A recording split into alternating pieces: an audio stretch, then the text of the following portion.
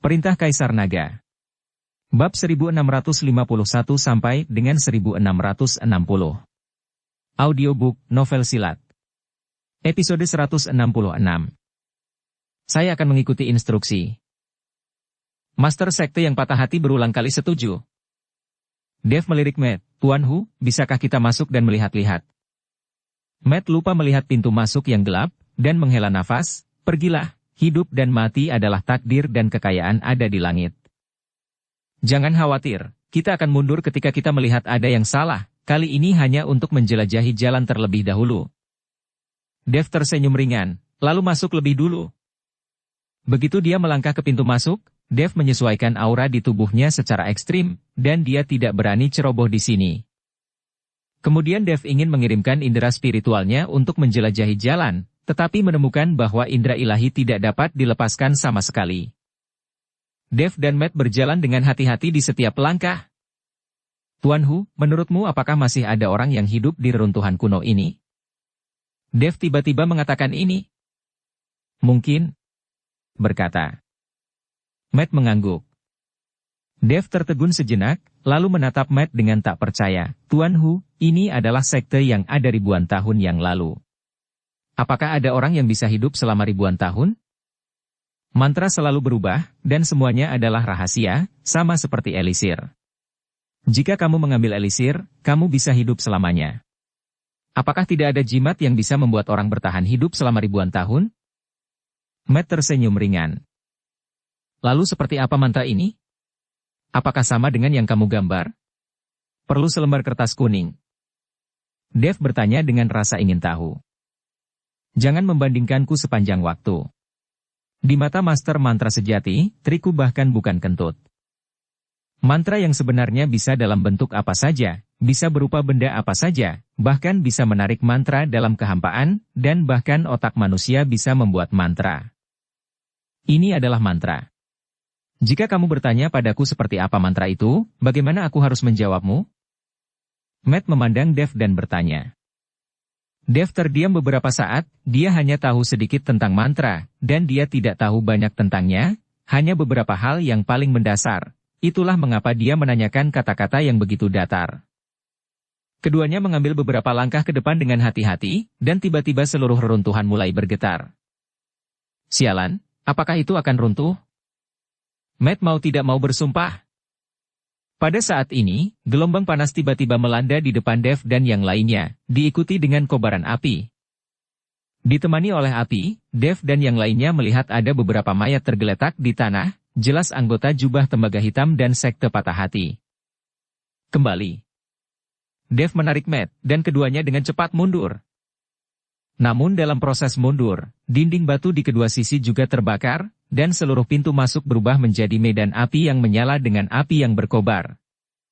Wajah Dev berubah drastis, dan bahkan jalan keluar mereka terbakar api. Api mengamuk telah mengelilingi mereka. Sialan, jimat api surgawi dapat menampilkan kekuatan seperti itu hari ini. Sepertinya orang yang menggambar mantra ini pasti ahli mantra. Matt berkata dengan wajah serius. Apa yang harus kita lakukan? Dev bertanya pada Matt. Di tempat seperti ini, Dev hanya bisa bertanya pada Matt apakah ada cara yang baik. Aku akan mencoba untuk melihat apakah jimat penghindar api bisa membawa kita melewati.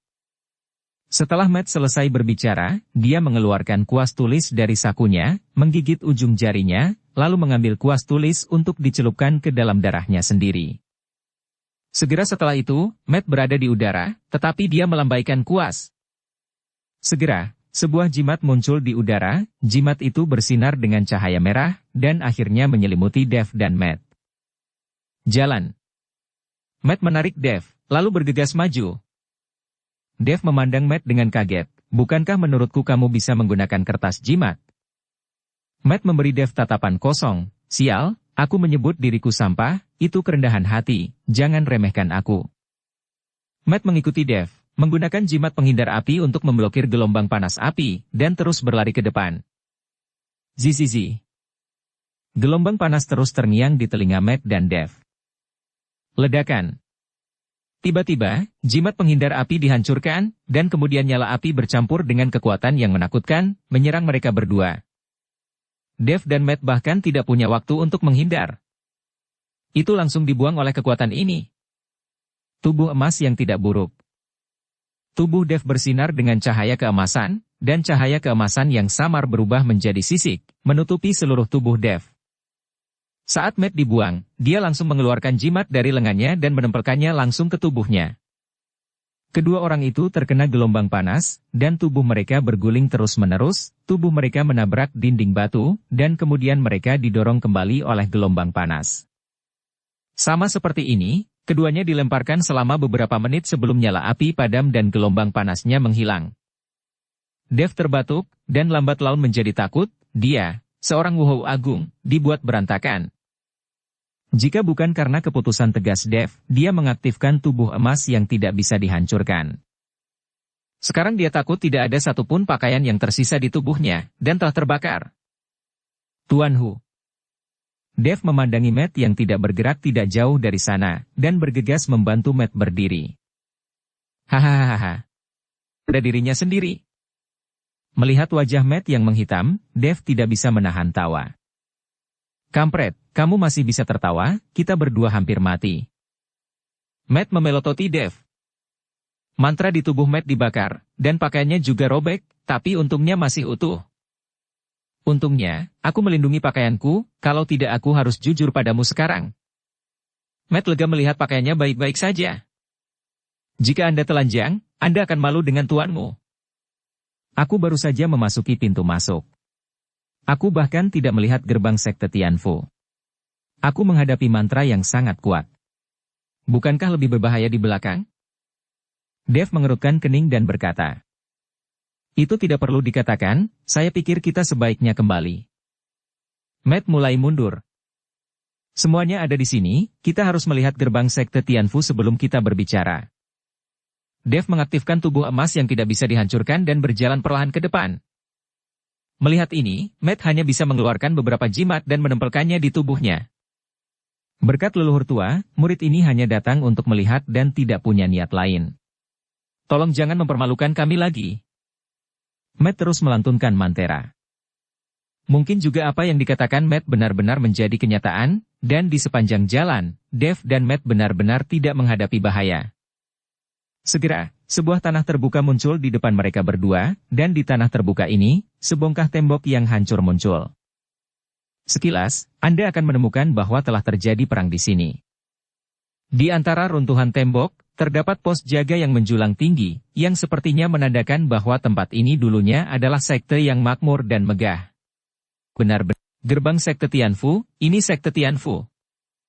Matt memandangi karakter besar sekte Tianfu di menara gerbang, dan berteriak dengan penuh semangat.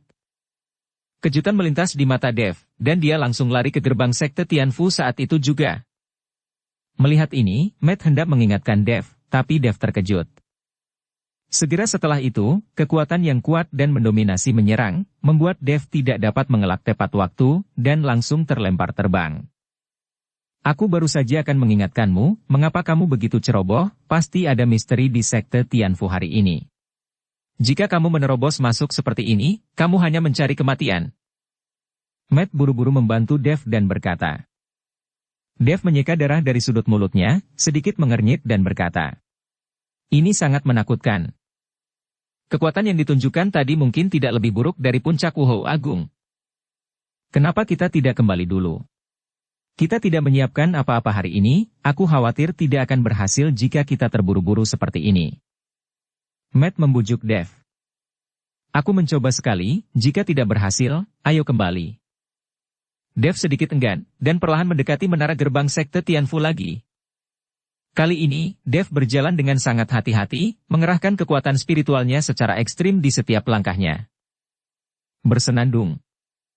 Tepat ketika Dev melangkah ke menara gerbang sekte Tianfu, tiba-tiba kehampaan itu bergetar. Melihat ini, Dev mundur ketakutan. Tetapi pada saat ini di udara, dengan kekosongan yang bergetar, seorang lelaki tua berambut putih tiba-tiba muncul. Sama seperti proyeksi, itu dipantulkan di udara. Siapa kamu? Cepat mundur. Pria tua itu memiliki wajah serius dan meraung dengan suara dingin. Dev terkejut, dan menatap lelaki tua itu di udara dengan sedikit kebingungan. Lalu Matt berlutut dengan plop, murid, bersujud pada leluhur. Siapa kamu? Cepat mundur. Pria tua itu meraung dengan dingin lagi. Senior, kami hanya mengagumi keterampilan jimat dari sekte Tianfu, dan kami di sini untuk meminta nasihat. Dev mengepalkan tinjunya pada pria tua itu dan berkata, Bajingan, kamu tidak bisa masuk dan keluar dari sekte Tianfu sesuka hati. Jika kamu tidak mundur dengan cepat, jangan salahkan orang tua ini karena bersikap kasar. Setelah selesai berbicara, lelaki tua di udara menghilang. Segera setelah itu, dari dalam sekte Tianfu, energi menakutkan keluar lagi. Kali ini, Dev sudah siap, dan setelah semburan energi itu, Dev juga memukulnya. Tinju emas berkilau dengan cahaya, dan langsung bertemu dengan energi itu. Ledakan. Tabrakan besar menyebabkan ruang bergetar, dan raungan berlanjut.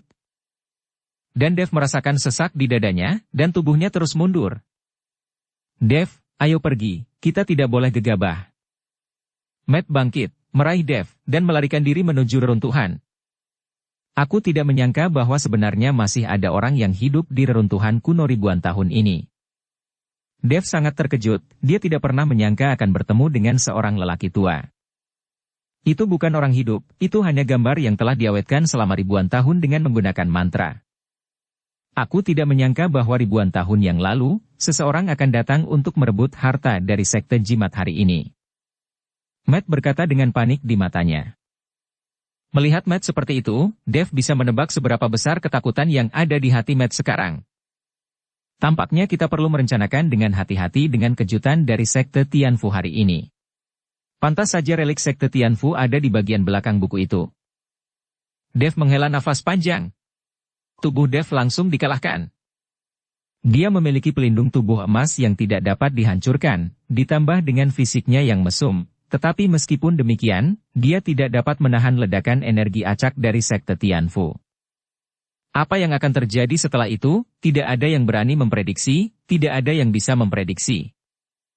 Setelah keluar dari reruntuhan kuno, pemimpin dari sekte patah hati masih menunggu di luar bersama orang-orangnya. Melihat Dev dan Matt keluar hidup-hidup, keterkejutan dan kekaguman terpancar di mata mereka. Tuan Chen, ayo kembali ke sekte untuk beristirahat. Kepala sekte patah hati melihat Dev dan Matt serba hitam, dengan ekspresi serius, begitu katanya. Dev mengangguk, dan sebelum pergi, dia tidak lupa untuk melihat kembali ke pintu masuk reruntuhan. Sekarang dia telah melangkah ke Markuis Agung, tetapi dia tidak ingin ditindas oleh pria tak dikenal berbaju hitam, dan ditekan oleh para pelayan Kairen Han, yang telah memukul Dev dengan sangat keras. Tapi sekarang tidak ada cara untuk mendeteksi dan mencari bahkan reruntuhan kuno, sepertinya dia masih memiliki jalan panjang untuk tumbuh. Di dunia seni bela diri saat ini, Wuhou Agung hampir menjadi yang terkuat, dan seniman abadi hampir tidak pernah terdengar. Dapat dilihat bahwa dibandingkan dengan dunia budidaya abadi, dunia seni bela diri sebenarnya tidak sedikit lebih buruk. Jika bukan karena penipisan aura dunia, yang memberi ruang dunia seni bela diri untuk bertahan hidup, di masyarakat ini, di mana dunia seni bela diri akan ada. Dev meminta kepala sekte patah hati untuk menjaga pintu masuk reruntuhan, sementara dia dan Matt kembali ke kota Baihai. Keluarga Shen masih sibuk mempersiapkan pernikahan Maria dan Zachary. Karena Dev setuju untuk tinggal untuk menghadiri pernikahan, dia hanya bisa tinggal di rumah Shen selama beberapa hari lagi. Selain itu, dia ingin melihat apakah sepupu Maria, Craig, punya rencana jahat. Segera, pernikahan antara Maria dan Zachary diadakan sesuai jadwal, dan elit dari semua lapisan masyarakat di kota Baihai datang untuk berpartisipasi, ada ratusan orang. Craig sangat sibuk, dan dia melakukan yang terbaik, yang membuat Maria merasa lebih nyaman dengan sepupunya. Dan di antara para tamu ini, meja di sudut terlihat agak aneh, semua orang ini tanpa ekspresi, seolah-olah mereka tidak tertarik dengan pernikahan yang diadakan. Dev, apakah kamu melihat orang-orang di meja itu? Ternyata mereka semua adalah puncak Wusong, jadi mereka mungkin tidak datang untuk memberi selamat padamu. Matt berkata kepada Dev. Main di antara para turis. Dev telah menemukan orang-orang di meja, baru saja, kesadaran spiritual Dev menyebar, dan semua orang yang hadir tidak bisa lepas dari pandangan Dev. Tunggu dan lihat, apa yang seharusnya melompat keluar sebentar, akhirnya akan keluar. Dev tersenyum ringan. Segera, upacara pernikahan antara Maria dan Zachary selesai, dan sebagai sesepuh, Craig melangkah ke atas panggung dan berkata kepada semua orang dengan mikrofon, "Terima kasih telah datang ke pernikahan keponakan saya dalam jadwal sibuk Anda. Sekarang Maria menikah dan menjadi seorang istri, dan dia sekarang hamil. Hari berikutnya adalah merawat bayinya dengan baik dan menjalani kehidupan yang biasa dan bahagia. Jadi hari ini saya ingin mengambil kesempatan ini untuk mengumumkan bahwa keluarga Shen akan dikelola oleh saya di masa depan, dan keponakan saya Maria akan tinggal di ibu kota dan tidak akan pernah kembali. Saya harap setelah saya mengambil alih keluarga Shen, kerja sama semua orang dengan keluarga Shen akan berlanjut." Setelah Craig selesai berbicara, semua tamu di bawah terkejut dan mulai berbicara. Maria, di sisi lain, marah, dan bertanya kepada Craig, "Sepupu, siapa yang mengatakan bahwa saya pergi ke ibu kota dan tidak pernah kembali? Siapa yang mengizinkan Anda mengambil alih keluarga Shen saya?" "Maria, kamu tidak perlu marah. Sepupumu melakukannya untuk kebaikanmu sendiri. Sebagai seorang gadis, tidak apa-apa bagimu untuk mengurus suami dan anak-anakmu di rumah. Kalian semua telah melihat seberapa baik aku mengurus keluarga Shen sejak tahun lalu, kan? Jadi paling tepat untuk mempercayakan keluarga Shen kepadaku, jika tidak cepat atau lambat keluarga Shen akan dihancurkan olehmu." Ketika Maria mendengar ini, dia sangat marah di dalam hatinya sehingga dia berkata dengan lantang, "Keluarga Shen dihancurkan oleh saya. Itu juga urusan keluarga Shen saya. Apa hubungannya dengan Anda? Saya mengundang Anda untuk membantu keluarga Shen. Anda makan dari saya, apakah Anda benar-benar menganggap diri Anda sebagai tuan? Kamu baru saja dipekerjakan oleh keluarga Shen saya bisa mengusirmu sekarang, itu tidak ada hubungannya dengan membiarkan kamu tinggal bersama keluarga Shen." "Maria, jangan marah, hati-hati dengan janinmu." Zachary menghibur Maria, lalu menatap Craig dengan wajah dingin. "Apa yang kamu lakukan? Kamu ingin mengambil alih keluarga Shen. Apa yang saya hitung? Saya tidak tahu, tapi apa yang mereka hitung, Anda harus tahu." Setelah Craig selesai berbicara, orang-orang di meja di sudut melompat dan mendarat di atas panggung. Semua orang memancarkan aura wuzong puncak, menyebabkan suhu di seluruh ruang perjamuan tiba-tiba turun, dan semua orang bergidik. Zachary memandang wuzong yang hebat ini tanpa rasa takut sedikit pun. Meskipun kekuatannya sendiri tidak cukup untuk menghadapi orang-orang ini, tetapi dengan dukungan Dev, Zachary tidak takut sama sekali. "Apakah kamu ingin mengandalkan beberapa tikus ini untuk merampok properti keluarga Shen?" Zachary bertanya pada Craig. "Hanya beberapa orang ini, belum lagi keluarga Shen, bahkan seluruh kota Baihai, siapa yang bisa menjadi musuh? Hari ini, saya tidak hanya akan bertanggung jawab atas properti keluarga Shen, tetapi juga semua keluarga aristokrat di kota Baihai." Craig melirik banyak tamu di bawah dan berkata.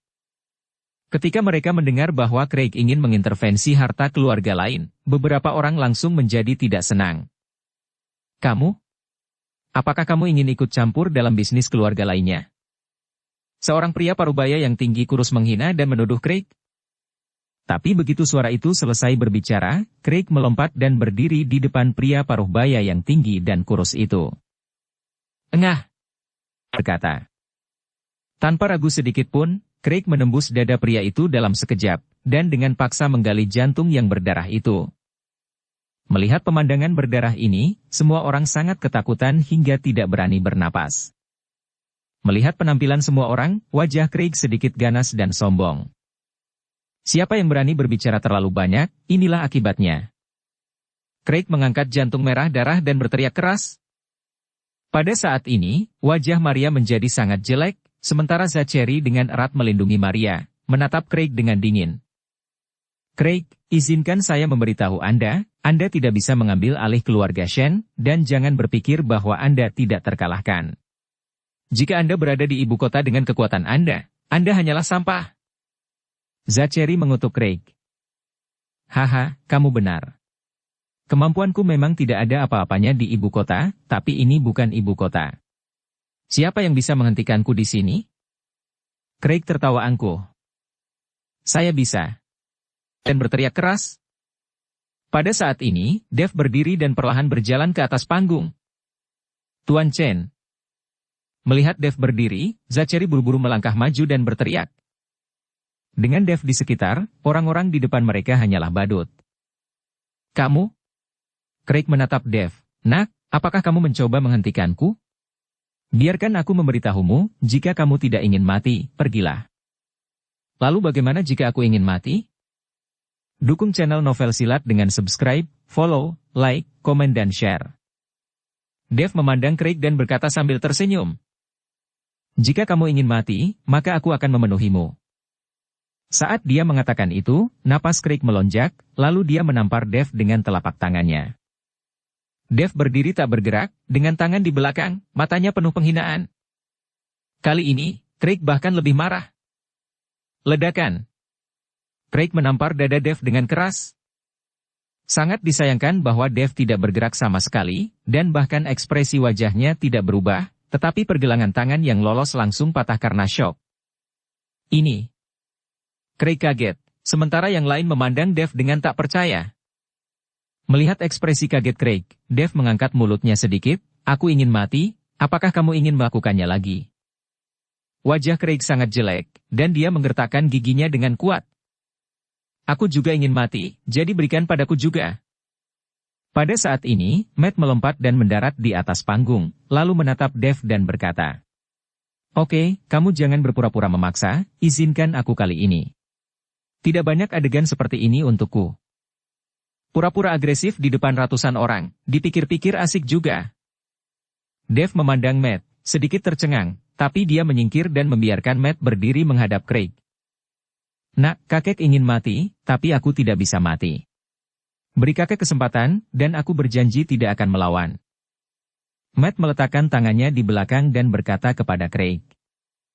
Wajah Craig menjadi ungu, di depan ratusan orang, dia baru saja membual, dan sekarang wajahnya ditampar di depan umum. Dan lebih dari sekali, seseorang benar-benar memprovokasi dia sekarang.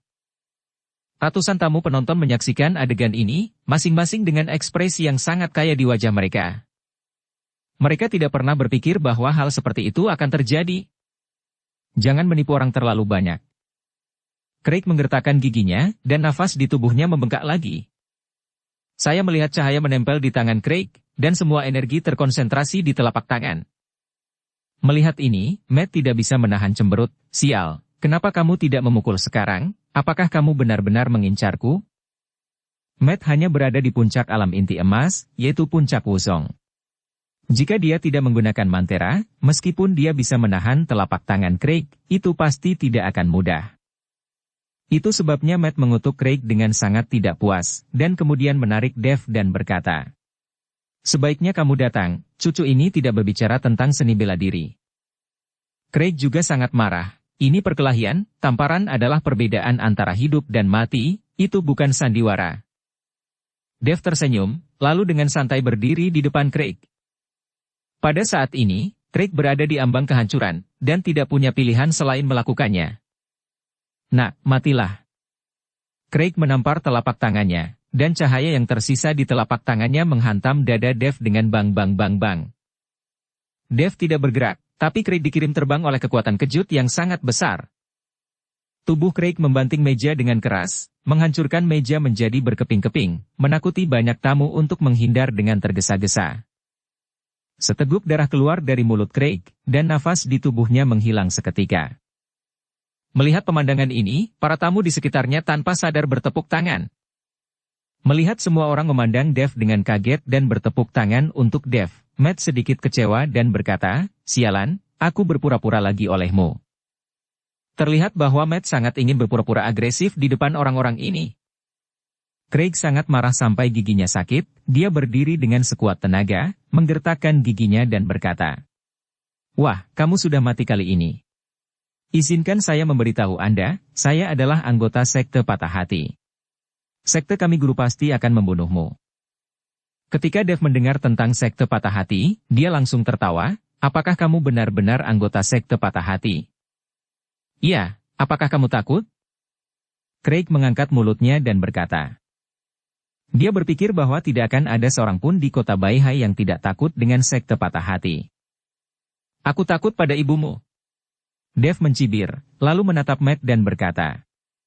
Tuan Hu, yang terakhir memaksamu untuk berpura-pura. Ketika Matt mendengar ini, dia langsung menjadi senang dan langsung pergi ke Craig. Kamu, apa yang ingin kamu lakukan? Craig memandang Matt dengan panik dan bertanya. Matt mengulurkan tangannya dan menampar Craig, hubungi tuanmu sekarang dan minta dia datang dan membunuhku. Craig tercengang sejenak, dia sedikit bingung, siapa lelaki tua dan lelaki muda di depannya? Mengapa dia sama sekali tidak takut pada sekte patah hati mereka? Tepat ketika Craig ragu-ragu, Matt menamparnya lagi. Sialan, aku memintamu untuk menghubungi tuanmu, tidak bisakah kamu mendengarku? Matt menampar Craig seolah-olah dia sedang mengajar seorang anak. Hati Craig terpukul saat ini, dan dia akan runtuh sejak lama. Dia buru-buru menghubungi pemimpin sekte patah hati, dan pemimpin sekte patah hati bergegas ke sini bersama orang-orangnya dengan tergesa-gesa. Kamu tunggu, raja kami akan segera membawa orang ke sini. Craig berkata dengan galak. Melihat ini, banyak tamu sangat ketakutan sehingga mereka ingin pergi. Jika Master Sekte Patah Hati benar-benar membawa seseorang ke sini, mereka seharusnya tidak terlibat lagi. Melihat banyak tamu yang pergi, Matt sedang terburu-buru. Jika semua orang pergi, untuk siapa dia berpura-pura? Semuanya, jangan pergi, duduk saja dan perhatikan baik-baik, semuanya akan baik-baik saja. Matt berkata dengan lantang kepada semua orang. Tapi tidak ada yang percaya, masih ada tamu yang ingin pergi. Melihat ini, Matt mengeluarkan 2 jimat, melemparkannya dengan santai, dan menempelkannya di pintu. Pada saat ini, semua orang menemukan bahwa meskipun pintunya terbuka, mereka tidak bisa keluar apapun yang terjadi.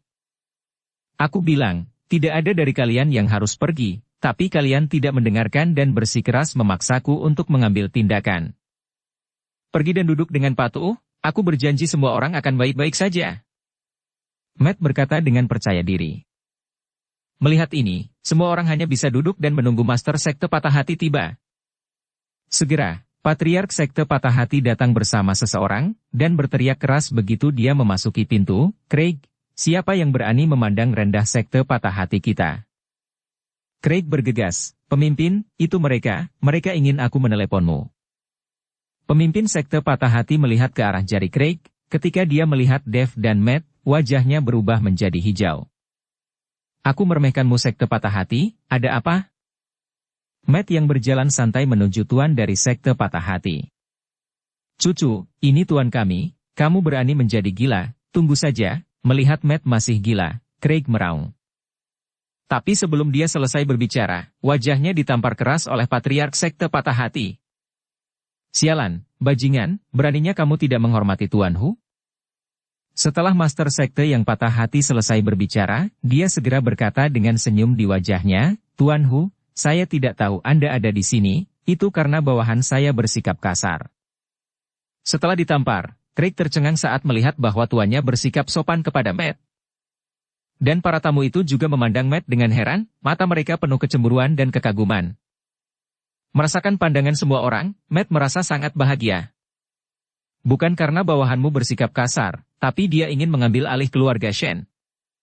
Saya tidak peduli apakah itu ide Anda atau bukan, izinkan saya memberitahu Anda, keluarga Shen memiliki hubungan dengan saya. Jika sesuatu terjadi pada keluarga Shen di masa depan, aku akan menjadi orang pertama yang mengambil pisaunya. Saat ini, Dave datang dan berkata, Tuan Chen, saya benar-benar tidak tahu, jangan khawatir, selama Sekte Patah Hatiku masih ada, keluarga Shen pasti akan baik-baik saja. Master Sekte Patah Hati buru-buru berjanji. Bawa orang-orangmu dan keluar. Dave melambaikan tangannya. Pemimpin Sekte Patah Hati buru-buru membawa orang pergi. Adegan pernikahan telah dibersihkan lagi, dan pesta pernikahan berlanjut. Kali ini, Dave dan Matt menjadi sosok yang lebih penting daripada kedua mempelai. Orang-orang terus datang untuk bersulang dan hampir. Dave menemukan kesempatan untuk pergi, tetapi Matt tidak pernah menolak untuk datang dan bersulang. Pada akhirnya, Matt menjadi sangat pusing karena minum terlalu sehingga dia pingsan. Keesokan paginya, ketika Matt bangun, dia menemukan bahwa Dave telah pergi ke ibu kota. Dia meninggalkan surat kepada Matt, meminta Matt untuk tinggal di kota Baihai agar dia dapat mempelajari reruntuhan kuno sekte Tianfu. Saat ada kesempatan, Dev akan datang untuk menjelajah lagi bersama. Orang ini, apakah menurutmu aku bekerja untuknya? Matt meremas surat itu dan membuangnya, lalu berbaring lagi karena masih pusing. Kyoto, rumah naga. Hanya dalam beberapa hari, pemandangan keluarga naga menjadi semakin panas. Tidak hanya keluarga naga, pavilion gunung tanpa bayangan milik Larry Zhao, dan lembah orang jahat, semuanya pindah kembali ke ibu kota. Di masa lalu, untuk menghindari aliansi seni bela diri, Larry Zhao dan 4 penjahat hebat harus bergabung dan pergi ke lembah Dewa Obat bersama-sama. Tapi sekarang, aliansi seni bela diri telah tenggelam ke langit, dan ada banyak keluarga sekte yang mengikuti Dev. Jadi mereka pindah kembali lagi. Keluarga naga, pavilion gunung tanpa bayangan, dan lembah orang jahat, ketiga keluarga sekte itu membentuk sudut di Kyoto, saling bergema. Ditambah dengan kesetiaan keluarga Dong kepada Dev, dan identitas sebagai pemilik lembah Dewa Obat, pengaruh Dev di ibu kota sudah menjadi yang terbesar. Seperti kata pepatah, satu orang dapat naik ke surga, tidak hanya di Kyoto, tetapi bahkan Yansen dan Fata di Hongcheng telah menjadi sekte terbesar di area tersebut. Dev saat ini bisa dikatakan tak tertandingi, dan merupakan objek pemujaan di mata orang lain. Dev tidak pernah berpikir bahwa banyak hal akan terjadi setelah dia pergi selama beberapa hari. Tepat ketika keluarga besar mengikuti Dev satu demi satu, wajah Zeke suram sepanjang hari di aliansi seni bela diri Kyoto. Aliansi seni bela diri baru saja berada di tangannya, dan hal semacam ini terjadi padanya. Aliansi seni bela diri saat ini tidak lagi memiliki kejayaan masa lalu yang tak terbatas. Dev, aku harus membunuhnya, aku harus. Zeke meraung dengan marah, dia sudah sangat membenci Dev, dan berharap dia bisa segera membunuh Dev. Jika kamu ingin membunuhnya, itu bukan tidak mungkin, tetapi perlu direncanakan dengan hati-hati. Dalam benak Zeke, sebuah suara tua berkata, "Senior, bagaimana saya bisa membunuhnya?" Zeke buru-buru bertanya. "Sekarang kamu memiliki belati suci di tangan, lalu kamu mengumpulkan beberapa jubah tembaga hitam, mencoba menemukan cara untuk memikat Dev ke aliansi seni bela diri, dan kemudian membunuhnya," kata Jiwa. "Kalau begitu Dev tidak akan dengan mudah datang ke aliansi seni bela diri, kan? Sekarang kita telah terpecah belah. Akankah dia datang?" Zeke bertanya. "Tentu saja, kamu lupa bahwa dia memiliki sesuatu di tangan kita." Jiwa samar-samar tersenyum. Zeke langsung memikirkan Yuki yang dikurung di ruang bawah tanah, dan berkata dengan senyum di wajahnya, "Ya, aku bisa menggunakan pacarnya untuk memikat Dev ke aliansi seni bela diri. Selama Dev berani datang, kali ini aku tidak akan membiarkan dia melarikan diri. Jika dia tidak mati, aliansi seni bela diri tidak akan pernah memiliki kedamaian." Jiwa berkata, tidak menakutkan bahwa tidak akan pernah ada kedamaian di aliansi seni bela diri. Yang menakutkan adalah jika Dev tumbuh, Anda akan kehilangan nilai Anda, dan Yang Maha Kuasa tidak akan membutuhkan Anda lagi. Ya, aku tidak bisa kehilangan rasa hormat Yang Maha Kuasa, kali ini aku harus membunuh Dev. Mata Zeke bersinar dengan tekad yang kuat, dan kemudian dia menggunakan identitasnya untuk memanggil jubah tembaga hitam. Dev tidak tahu rencana Zeke untuknya, dan dia masih tinggal di ibu kota. Dia sedang menunggu Ferdinand G. kembali dan menanyakan tentang berita pavilion Sisia. Pada hari ini, panggilan telepon Joseph Hine datang. Melihat bahwa itu adalah panggilan Joseph Hine, Dev menjadi sedikit bersemangat. Joseph Hine mencarinya, yang berarti Ferdinand G. harus kembali. Benar saja, Joseph Hine memberitahu Dev untuk pergi ke rumah G., mengatakan bahwa ayahnya telah kembali. Dev bergegas ke rumah G. Ferdinand G. sedang menunggu Dev di ruang tamu, ketika dia melihat Dev datang, dia segera bangkit dan berkata, "Tuan Chen, silakan duduk." "Patriark G, kamu terlalu sopan, panggil saja aku Dev." Dev berkata dengan cepat. Lagi pula, Dev tidak berani meminta bantuan orang lain. "Hahaha, selama aku pergi, begitu banyak hal yang terjadi di Kyoto, Tuan Chen, kamu dapat sepenuhnya menanggung kalimat ini." Ferdinand tertawa, "Haha, saya mendengar dari Joseph Hine bahwa Anda telah mencari saya, apa ada yang salah?" "Patriark G, saya ingin bertanya tentang pavilion Sisia. Apakah Anda tahu di mana pavilion Sisia?" Dev bertanya pada Ferdinand. "Apa yang ingin kamu ketahui tentang pavilion Sisia?" Bahkan jika aku memberitahumu lokasinya, kamu tidak akan bisa masuk ke pavilion Sisia, kata Ferdinand. Kenapa? Dev bingung. Sekte seperti pavilion Sisia hidup di alam rahasia, dan kamu tidak dapat menemukannya di dunia sekuler ini. Sama seperti keluarga G kami, kekuatan sebenarnya dari keluarga G kami juga ada di alam rahasia. Saat ini, banyak keluarga kultivator abadi juga bersembunyi di dunia rahasia, dan hampir tidak pernah datang ke dunia sekuler. Aku ingat memberitahumu tentang hal-hal ini sebelumnya. Kultivator abadi yang tinggal di dunia sekuler tidak akan mencapai banyak hal. Ferdinand mengikuti Dev untuk menjelaskan. Patriark G, kalau begitu kamu tinggal di dunia rahasia dengan pavilion Sisia, apakah kamu bisa membawaku ke pavilion Sisia? Dev bertanya. Ferdinand tersenyum, meskipun kita hidup di alam rahasia, kita tidak berada di alam rahasia yang sama. Pertempuran antara yang abadi dan iblis, saat dunia runtuh. 8 alam rahasia dibuka oleh 8 Buddha Vajra, dan beberapa keluarga kultivasi yang selamat memasuki 8 alam rahasia ini. Jika saya menjelaskannya seperti ini, Anda harusnya mengerti, kan? Ferdinand memandang Dev dan bertanya. Dev mengangguk, Patriark G, tidak bisakah 8 alam rahasia ini berkomunikasi satu sama lain? Itu tidak benar. Ada susunan teleportasi antara 8 dunia rahasia, yang dapat berteleportasi ke dunia rahasia yang ingin kamu tuju. Namun, setelah teleportasi, butuh 3 hari untuk melanjutkan teleportasi orang yang sama, jadi hanya sedikit orang yang menggunakannya. Jawab Ferdinand. Mengapa? Dev sedikit bingung, karena ada susunan teleportasi, mengapa dia tidak pergi ke dunia rahasia lainnya? Tuan Chen, apakah Anda akan tiba-tiba berteleportasi ke tempat yang sangat aneh? Dan Anda akan tinggal di sana selama 3 hari, apalagi 3 hari, saya khawatir itu akan menjadi 3 jam, dan semua harta dan sumber daya di tubuh Anda akan hilang diambil dari tubuh Anda. Ferdinand tersenyum, para pembudidaya abadi di alam rahasia sama dengan orang biasa. Kepribadian yang dimiliki orang biasa sama dengan pembudidaya abadi. Pada saat ini, Dev mengerti bahwa di alam rahasia itu, keluarga besar juga saling tertarik dan bermusuhan. Dev tiba-tiba memikirkan Kairin yang dia temui beberapa waktu lalu, orang-orang kuat berbaju hitam, dan pembantu rumah tangga. Patriark G, bisakah orang-orang di alam rahasia memasuki dunia sekuler? Kuat berbaju hitam, dan pembantu rumah tangga. Dev bertanya. Tentu saja. Bukankah aku baru saja kembali dari dunia rahasia?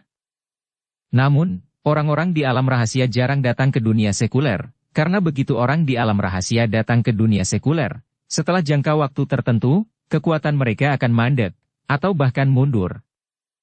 Itulah sebabnya orang-orang di alam rahasia jarang datang ke dunia sekuler kecuali untuk hal-hal yang mendesak, dan beberapa hal di dunia sekuler tidak terlihat oleh mereka. Sebagai juru bicara keluarga GE di dunia sekuler, saya telah tinggal di dunia sekuler untuk waktu yang lama, itulah mengapa kekuatan saya tidak meningkat. Ferdinand tersenyum tak berdaya, terlihat bahwa dia merindukan kekuatan, tetapi sayangnya dia dipilih untuk menjadi juru bicara di dunia sekuler, jadi dia hanya bisa menurut. Dev berpikir sejenak, dan memang benar bahwa para pembudidaya abadi yang dia temui di dunia sekuler tidak terlalu kuat. Tetapi dia adalah pengecualian. Hanya saja Dev masih belum tahu apakah dia akan menemui hambatan dalam peningkatan kekuatannya nanti. Jika benar-benar tidak ada cara untuk meningkat di dunia sekuler, Dev ingin berlatih di alam rahasia. Patriark G, aku punya permintaan yang tidak berperasaan. Aku ingin tahu apakah Patriark G bisa setuju? Dev bertanya dengan sedikit malu. Tuan Chen, silahkan. Ferdinand tertawa. Patriark G, bisakah kamu membawaku ke dunia rahasia untuk melihat kultivasi keluargamu? Dev bertanya dengan hati-hati, dia takut Ferdinand akan menolak. Bagaimanapun, ini semua terkait dengan rahasia keluarga. Tentu saja tidak apa-apa. Sejujurnya, saat aku kembali kali ini, Patriark keluarga G kami secara khusus menyuruhku untuk membawamu ke tanah keluarga G sekali. Ferdinand berkata tanpa menyembunyikan apapun. Dev tercengang, Patriark G, apa yang terjadi? Apakah tetua keluarga G Anda masih mengetahui saya? Tentu saja, aku telah melaporkan semua perbuatanmu di dunia sekuler kepada tetua klan, jadi tetua klan sangat tertarik padamu. Kata Ferdinand. Dev tidak menyangka Ferdinand akan berbicara tentang dirinya sendiri dengan keluarga GE, tetapi dia benar ketika memikirkannya. Ferdinand sebagai juru bicara keluarga GE di dunia sekuler, tentu saja Ferdinand akan melaporkan apa yang terjadi di dunia sekuler. Patriark GE, kapan kita berangkat? Dev tidak sabar menunggu di dalam hatinya. Tuan Chen, jangan khawatir. Anda tinggal di rumah GE saya untuk 1 malam dulu, dan kita akan berangkat besok. Ferdinand berkata kepada Dev. Melihat hal tersebut, Dev hanya bisa menganggukkan kepalanya dan setuju untuk tinggal di rumah GE selama 1 malam. Ferdinand tersenyum, lalu mengedipkan mata pada Josephine yang ada di samping, dan Josephine memerah di seluruh wajahnya. Saya tidak tahu apa yang dilakukan ayah dan anak itu. Ferdinand memerintahkan seseorang untuk menyiapkan kamar untuk Dev. Ketika Dev memasuki ruangan, dia menemukan bahwa ruangan itu sangat bersih, dengan aroma yang samar, dan semua jenis dekorasi tersedia, terlihat seperti kamar kerja wanita. Dev sedikit terkejut, tidak mengerti mengapa Ferdinand mengatur dirinya sendiri di ruangan seperti itu. Tapi Dev tidak memikirkannya, dia hanya berbaring di tempat tidur, berharap untuk memasuki dunia rahasia besok. Mengobrol dengan Ferdinand hari ini, Dev menyadari bahwa dunia ini begitu besar sehingga tidak hanya ada Federasi Seni Bela Diri Kyoto. Sebelum dia menyadarinya, Dev tertidur lelap. Tetapi setelah waktu yang tidak diketahui, Dev benar-benar merasa bahwa seseorang sedang meraba-raba sesuatu padanya. Dev tiba-tiba menyadari bahwa dia secara naluriah menamparnya. Dahi Dev dipenuhi keringat dingin, dan dia terkejut di dalam hatinya, dia tidak pernah tidur sembarangan, dan dia tidak menyadarinya sampai dia berada di depannya. Apa? Seruan seorang wanita terdengar, menghentikan telapak tangan Dev yang hendak melambai lagi. Dengan tergesa-gesa menyalakan lampu, Dev terkejut saat mengetahui bahwa Josephine berdiri di depannya. Orang yang meraba-raba dirinya barusan adalah Josephine. Saat ini, Josephine hanya mengenakan piyama tipis, dan di bawah cahaya, dia sangat transparan. Nona G, apakah kamu baik-baik saja? Dev tidak berani menatap langsung ke Josephine, menoleh ke samping dan bertanya. Kamu terlalu kejam, dan kamu tidak tahu bagaimana mengasihani aroma dan menghargai giok. Josephine cemberut, tampak sedikit marah. Maaf, aku tidak tahu itu kamu, dan ini sudah larut malam, kenapa kamu menyelinap ke kamarku? Dev bertanya. Ini kamarku, kenapa aku tidak boleh masuk? Josephine bertanya balik. Ketika Dev mendengar ini, dia panik dan segera meminta maaf, Nona Ge, maaf, mungkin saya salah kamar. Dev sangat malu saat ini, mengira itu salahnya, dia pergi ke kamar yang salah. Tepat ketika Dev hendak keluar, dia dihentikan oleh Josephine. Kamu tidak salah, aku membiarkanmu tinggal di kamarku. Dev terkejut, dan menatap Josephine dengan tak percaya. Pada saat ini, Josephine jelas berpakaian sederhana, dan ada sedikit kemerahan di wajahnya yang cantik. Aku menyukaimu, jadi aku ingin kamu tinggal di kamarku, aku ingin menjadi wanitamu. Josephine berkata terus terang kepada Dev. Dev terkejut, dan dengan cepat mundur 2 langkah. Nona G, saya benar-benar minta maaf, saya sudah punya pacar. Aku tahu, aku tidak peduli, dan aku tidak menginginkan nama, selama aku bisa bersamamu. Josephine berkata dengan acuh tak acuh. Nona G, aku benar-benar minta maaf, aku benar-benar tidak bisa. Seperti yang dikatakan Dev, dia akan keluar dengan sedikit malu. Tapi siapa sangka, Josephine memeluk Dev dari belakang, dan bertanya dengan sedikit kebencian, apakah karena aku tidak cantik? Apakah karena kekuatanku tidak cukup? Apakah karena status keluarga G saya tidak cukup? Mengapa? Mengapa? Merasakan kehangatan dari tubuh Josephine, Dev diam-diam melafalkan mantra hati yang memurnikan, dan berkata perlahan, Nona G, kamu sangat cantik, dan kamu yang paling kuat di antara wanita.